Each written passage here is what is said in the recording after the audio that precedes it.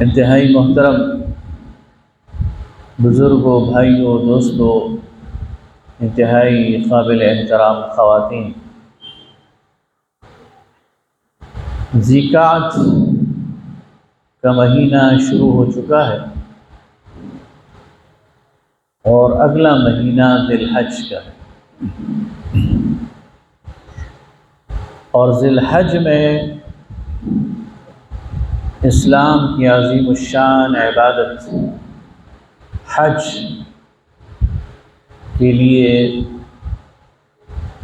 اطراف و اکناف عالم سے، دنیا کے ہر کونے سے لوگ اللہ کے گھر بیت اللہ پہنچتے ہیں، منی، مزدلفہ، عرفات میں قیام کرتے ہیں اور مناسک حج ادا کرتے ہیں۔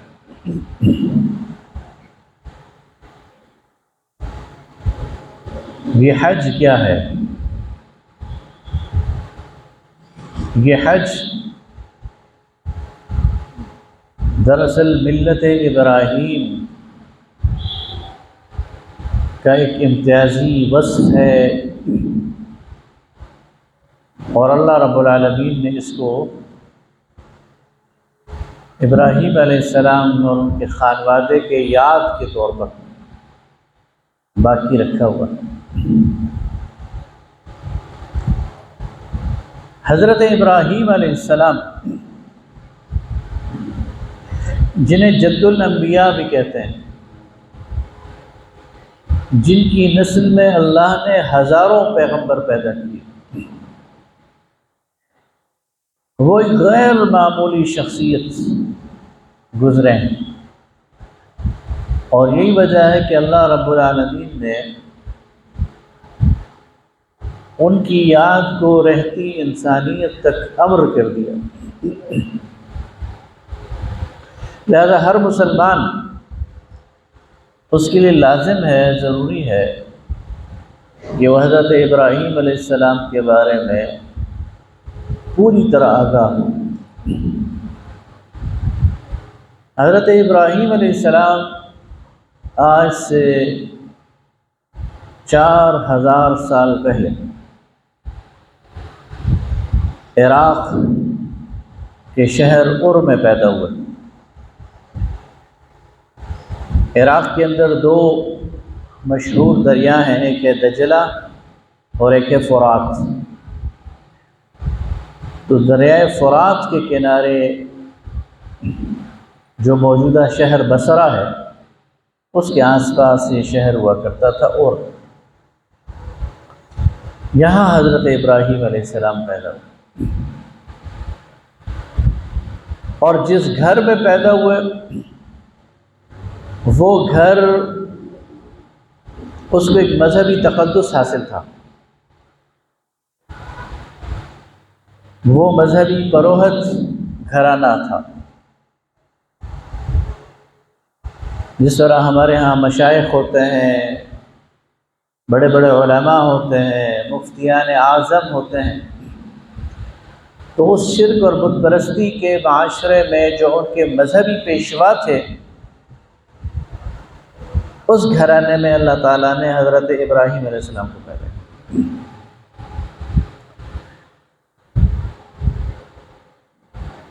لیکن ظاہر ہے کہ اللہ تعالیٰ نے انہیں سلیم فطرت پہ پیدا کیا تھا،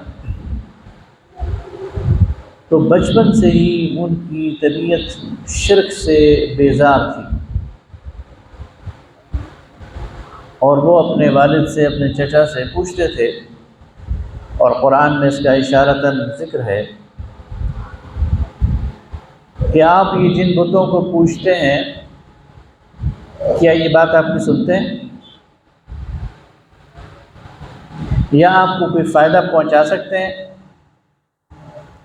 یا آپ کو نقصان پہنچا سکتے ہیں؟ اور وہ جو بڑے تھے وہ سب جھٹک دیتے تھے اور کہتے تھے یہ بچہ کیسے سوال کر رہا ہے؟ ہمارے ذہن میں تو ایسا سوال کبھی بھی نہیں آیا۔ تھوڑے اور بڑے ہوئے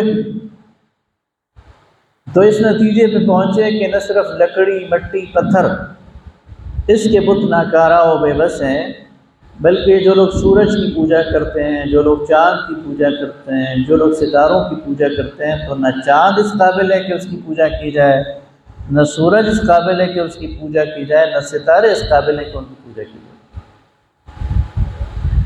اور اپنی سلیم فطرت کی بنیاد پر اس نتیجے تک پہنچے، انی وجہت وجہی للذی فطر السماوات والارض حنیفا وما انا من المشرکین، کہ میں تو صرف اللہ کی طرف اپنا رخ کرتا ہوں جس نے زمین و آسمان کو، سورج، چاند، ستاروں کو بنایا ہے یکسو ہو کر،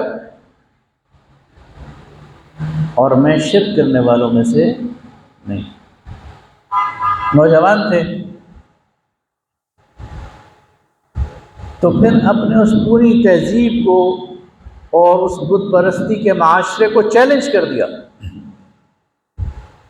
اکیلے تھے، تنے تنہا تھے، لیکن اپنے پورے معاشرے کو چیلنج کر دیا۔ اور ایک دن جب موقع ہاتھ آیا تو اکیلے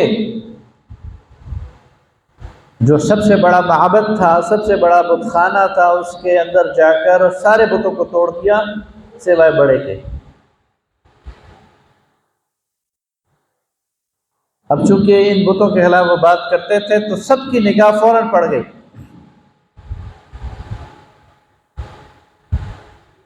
اور انہوں نے کہا کہ سمعنا فتى يذكرهم يقال له ابراہیم،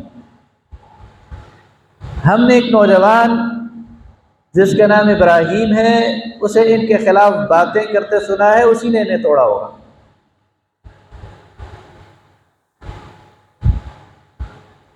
مقدمہ چلا اور جرم ان پر ثابت کیا گیا اور ان کے لیے آگ کی سزا تجویز کی گئی، اور انہیں زندہ آگ میں ڈال دیا گیا۔ لیکن اللہ رب العالمین کی اپنی مشیت ہے،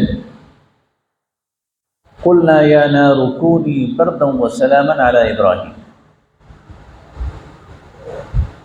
اللہ فرماتا ہے کہ ہم نے آگ کو حکم دیا کہ ٹھنڈی ہو جا اور سلامتی والی ہو جائے ابراہیم کی،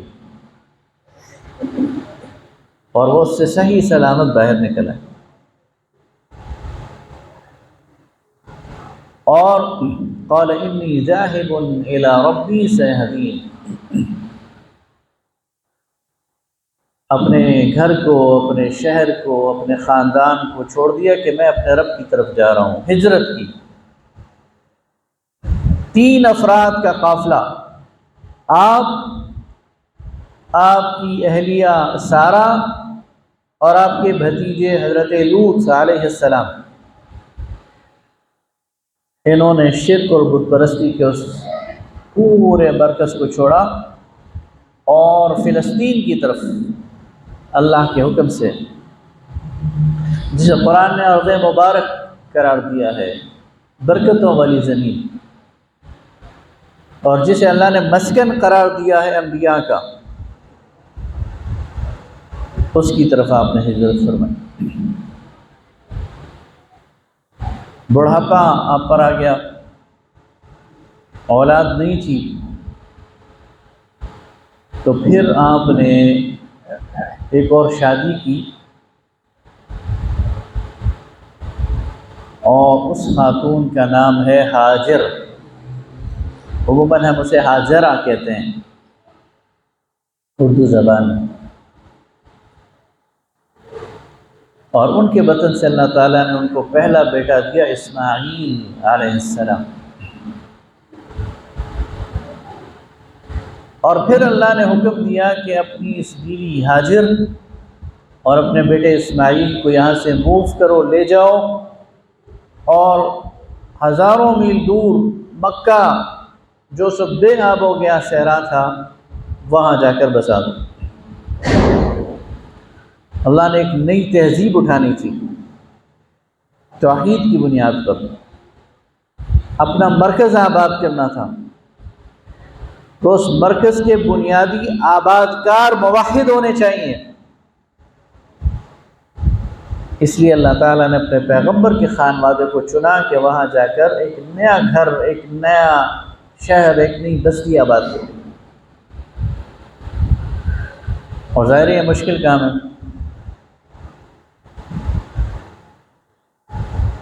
چنانچہ حضرت ہاجر اور ان کے بیٹے اسماعیل ننھے منھے شیرخوار، ایک مشکیزے میں پانی، ایک تھیلے میں کھجوریں، یہ کل متاع۔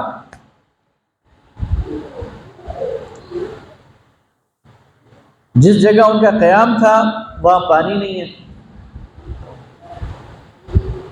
پانی ختم ہو گیا تو ماں کو خود بھی پیاس لگی، بچہ بھی پیاسا ہے، تو پانی کی تلاش میں انہوں نے صفا اور مروہ کے درمیان چکر لگانے شروع کر دیے کہ ابھی صفا کی پہاڑی پر چڑھ کر یہاں دائیں بائیں آگے پیچھے دیکھا، کہیں پانی کے آثار نظر آئے، کچھ نظر نہ آیا۔ صفا سے اتر کر دوڑ کر وادی میں اور مروہ تک گئیں، اور یہ چکر اللہ کو اتنے پسند آ گئے کہ اللہ نے فرمایا ان الصفا والمروہ من شعائر اللہ، صفا اور مروہ یہ اللہ کی نشانیوں میں سے ہیں۔ فمن حج البیت او اعتمر فلا جناح علیہ ان یطوف بہما، تو تم میں سے جو حج کرے یا عمرہ کرے تو اسے چاہیے کہ وہ ان کے درمیان اسی طرح چکر لگائے۔ بالآخر جہاں اسماعیل علیہ السلام کی ایڑیاں تھیں، فرشتوں نے وہاں پر مارا اور وہاں سے ایک چشمہ پھوٹ پڑا۔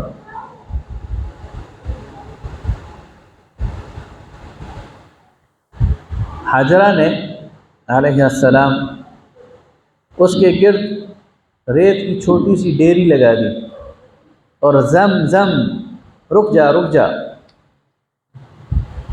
کہ وہ پھیلے نہیں، اس کو اس طرح روک دیا۔ یہ اللہ کی نشانیوں میں سے ایک نشانی ہے۔ آج لاکھوں لوگ وہاں پر جاتے ہیں، خود بھی پیتے ہیں، لے کے بھی آتے ہیں، اور وہ مسلسل وہ بہہ رہا ہے کنواں۔ وہ جب یہ پانی کا سورس آ گیا تو پرندے بھی آ جاتے ہیں پانی کے لیے، پانی کی تلاش میں۔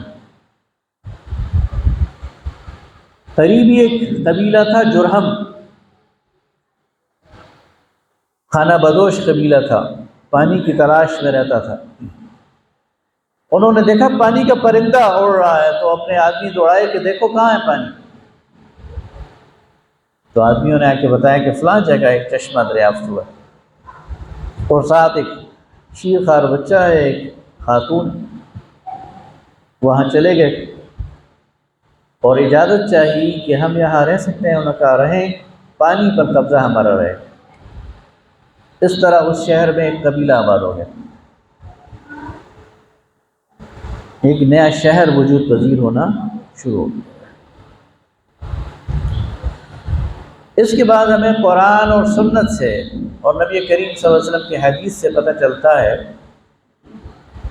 کہ 4 مرتبہ سفر کیا ہے حضرت ابراہیم علیہ السلام نے۔ حضرت ابراہیم علیہ السلام انہیں چھوڑ کر واپس چلے گئے تھے، اس لیے کہ حضرت ابراہیم علیہ السلام نے ظاہر وہ پیغمبر تھے، اور ان کے ذمے پیغمبرانہ جو کام تھا وہ اتنا اہم تھا کہ وہ صرف اپنے بچوں کی دیکھ بھال کے لیے ٹھہر نہیں سکتے تھے۔ وہ واپس چلے گئے فلسطین، انہوں نے وہاں دعوت کا مرکز قائم کیا، اور اپنے بھتیجے لوط علیہ السلام کو شرق اردن کی طرف بھیج دیا، سدوم اور وہاں کی بستیوں کی طرف۔ انہوں نے وہاں دعوت کا مرکز قائم کیا، اور تیسرا دعوت کا مرکز یہاں مکہ میں قائم ہونے جا رہا تھا۔ تو وہ سال 2 سال 3 سال بعد پھر آئے یہاں پہلی دفعہ، کہ جو اپنے بال بچوں کی خبر لوں۔ تو اس وقت اسماعیل علیہ السلام چلنے پھرنے دوڑنے کے قابل ہو چکے تھے، اور سورہ صافات میں غالباً اللہ تعالیٰ اس کا منظر ہمارے سامنے رکھتا ہے، فلما بلغ معه السعی، جب وہ ان کے ساتھ بڑے ہو گئے اور چلنے پھرنے کے قابل ہو گئے، تو پھر اللہ تعالیٰ نے حضرت ابراہیم علیہ السلام کو ایک خواب دکھایا، اور یہ دراصل ان کی آزمائش تھی کہ وہ اسماعیل کو ذبح کر رہے ہیں، اور پیغمبر کا خواب سچا ہوتا ہے، اللہ کی طرف سے وحی ہوتی ہے، تو انہوں نے سمجھ لیا کہ اللہ کا حکم ہے، اور اپنے بیٹے سے ان کو بھی بتا دیا کہ میں نے خواب نہیں دیکھا ہے۔ بیٹے نے کہا جو آپ کو اللہ کا حکم ہے اسے پورا کریں، لیکن اللہ تعالیٰ کو ان کی آزمائش مقصود تھی، انہوں نے گردن پہ چھری رکھ دی، لیکن اللہ تعالیٰ نے انہیں کہا کہ آپ نے اپنے خواب کو سچا کر دکھایا، آپ کو صرف آزمانا تھا۔ اور پھر ان کی فدیے میں مینڈا وہ پیش کیا، اسے ذبح کیا، اور وہاں سے قربانی کی یہ روایت چل پڑی، سنت ابراہیم۔ ہر سال مسلمان اس کی اتباع میں یہ قربانی کرتے ہیں۔ حضرت ابراہیم واپس چلے گئے، اس کے بعد 2 دفعہ اور آئے، لیکن دونوں دفعہ بیٹے سے ملاقات نہیں ہوئی۔ پھر 4تھی مرتبہ آئے، تو جب بیٹے سے ملاقات ہوئی تو اس وقت اللہ نے حکم دیا کہ بیت اللہ کی تعمیر کرو۔ پھر باپ اور بیٹے نے مل کر اللہ کے گھر کو تعمیر کیا، اور پھر حج کی منادی کر دی، اور وہاں سے حج شروع ہو گیا۔ یعنی یہ جو حج ہے یہ 4000 سال سے بلا تعطل یہ ہو رہا ہے۔ اسماعیل علیہ السلام جب تک زندہ تھے، متولی تھے بیت اللہ کے، جب وہ فوت ہوئے تو پھر ان کی اولاد میں اللہ نے انہیں 12 بیٹے دیے تھے، لیکن 2 مشہور ہوئے، ایک نابت اور ایک قیدار۔ اور یہ جو قیدار ہے اس کی اولاد میں 40ویں پشت پر عدنان آتے ہیں، اور یہ عدنان اصل میں عدنانی عرب کے سربراہ ہیں۔ اس وقت جتنا عرب کے اندر ساری نسل ہے نا جو جزیرۃ العرب میں رہتی ہے، یہ عدنانی عرب کہلاتے ہیں۔ ایک قحطانی عرب ہیں، ایک عدنانی عرب ہیں۔ تو عدنانی عرب ان کے سربراہ حضرت اسماعیل کے بیٹے قیدار ہیں، اور ادھر سے یہ نسل چلتی ہے۔ اور اسی عدنان کی اولاد میں آگے کئی پشتوں بعد پھر ایک فرد پیدا ہوئے، قصی بن کلاب بن مرہ۔ یہ وہ قصی ہے جو قریش کا سربراہ ہے، اور اس نے 5 چیزیں ایجاد کی۔ یہ 5 چیزیں اس کی طرف منسوب کی جاتی ہیں۔ پہلا، اس نے دار الندوہ ایجاد کیا۔ قریش ایک سٹی اسٹیٹ تھی، مکہ ایک شہری ریاست تھی، اور اس کی ایک پارلیمنٹ تھی جسے دار الندوہ کہتے تھے، جس میں قریش کے سربراہ بیٹھتے تھے اور مشورہ کرتے تھے اور فیصلہ کرتے تھے، اور اس میں 40 سال سے کم عمر کا کوئی بندہ بیٹھ نہیں سکتا تھا، قبیلوں کے سربراہ بیٹھتے تھے۔ تو دار الندوہ بنانے والا قصی ہے۔ دوسرا، اس نے لواء، جھنڈا، اس نے فوج ترتیب دی۔ سب سے پہلی منظم فوج قریش کی وہ قصی نے ترتیب دی، اور اس کی وجہ سے یہ علاقہ بھی محفوظ ہو گیا اور وہاں پر امن اور امان بھی قائم ہو گیا۔ تیسری، حجابت، بیت اللہ کی نگہبانی، اس کو درست کرنا، اس کو صاف کرنا،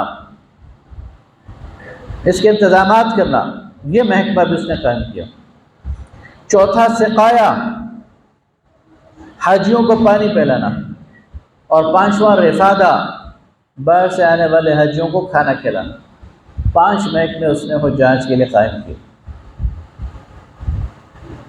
اس کے 2 بیٹے تھے، ایک تھا عبد الدار اور ایک تھا عبد مناف۔ اس نے 5 کے 5 محکمے اپنے بڑے بیٹے عبد الدار کو دے دیے۔ عبد الدار اور عبد مناف ان کی اولاد بعد میں آپس میں لڑ پڑی، تو پھر ان میں تقسیم ہو گئی کہ جو پہلے 3 محکمے ہیں، حجابت، دار الندوہ اور لواء، یہ عبد الدار کی اولاد میں جائیں گے، اور سقایہ اور رفادہ یہ عبد مناف کی اولاد میں جائیں گے۔ یہ جو عبد مناف ہے اس کا لقب تھا ہاشم، اور یہ رسول اللہ صلی اللہ علیہ وسلم کے جد امجد ہیں۔ جیسے ہاشم اس لیے کہتے ہیں کہ یہ حاجیوں کو توڑ توڑ کر روٹی شوربے میں بھگو کر کھلاتا تھا، اور اس کے بارے میں شاعر کہتے ہیں کہ عمر الذی حشم السرید لقومه قوم بمکۃ مسنتین عجاف سنت الیہ رحلتان کلاہما رحلۃ الشتاء ورحلۃ الاصیاف، سفر الشتاء ورحلۃ الاصیاف۔ عمر وہ ہے جو حاجیوں کو روٹی سالن میں بھگو کر کھلاتا تھا، ایسے حال میں کہ قوم بھوک سے نڈھال ہو رہی تھی۔ اور یہ جو 2 سفر ہیں، ایک گرمی کا اور ایک سردی کا، یہ بھی ایجاد کرنے والا یہ ہاشم ہے، جسے قرآن نے کہا لإلاف قریش ایلافہم رحلۃ الشتاء والصیف۔ یہ رسول اللہ صلی اللہ علیہ وسلم کے پردادا ہاشم نے اس کی ابتدا کی۔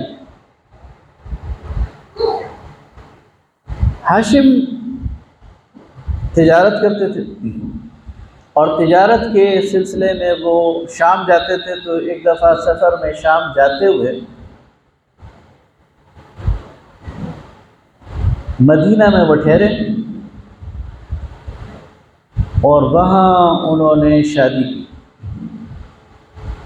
اور اپنی بیوی کو وہاں چھوڑ کے شام چلے گئے۔ شام میں ان کے انتقال ہو گیا۔ پیچھے اس جو بیوی تھی یہ حاملہ ہوئی، اور ان کے ہاں بیٹا پیدا ہوا۔ اس بیٹے کے سفید بال تھے پیدائشی، تو اسے شیبہ کہا گیا، بوڑھا۔ واپس یہاں مکہ میں ہاشم کے بھائی تھے مطلب۔ 7-8 سال بعد مطلب کو اطلاع ہوئی کہ ان کا ایک بھتیجا ہے جو مدینہ میں۔ وہ انہیں جا کر ملے والدہ سے، بابی سے اپنی، اور کہا کہ یہ تو ہمارا بیٹا ہے، ہمیں دے دیں۔ انہوں نے کہا لے جائیں، آپ کی اولاد۔ تو مطلب اپنے بھتیجے کو لے کر واپس آئے، اور اپنے پاس سواری پہ پیچھے بٹھایا ہوا تھا۔ تو جو ہی مکہ میں داخل ہوئے تو لوگوں نے عبد المطلب، مطلب کا غلام آیا ہے، تو یہ عبد المطلب رسول اللہ صلی اللہ علیہ وسلم کے دادا ہیں۔ تو مطلب کے بعد پھر عبد المطلب قریش کے سردار بنے، بنو ہاشم کے سردار بنے، اور سقایہ اور رفادہ کے سردار بنے۔ انہیں خواب میں بتایا گیا کہ جو زمزم کا کنواں ہے فلاں جگہ ہے۔ بیچ میں ایسا حال آیا کہ زمزم کا کنواں گم گیا، جرہمیوں نے اسے پاٹ دیا تھا، کئی 100 سال تک زمزم کے کنویں کا نام و نشان نہیں تھا۔ پھر عبد المطلب نے اس کو دریافت کیا، اس خواب کی، اور یہ دوبارہ پھر آیا، اور اسی طرح پھر یہ معاملہ آگے چلتا رہا۔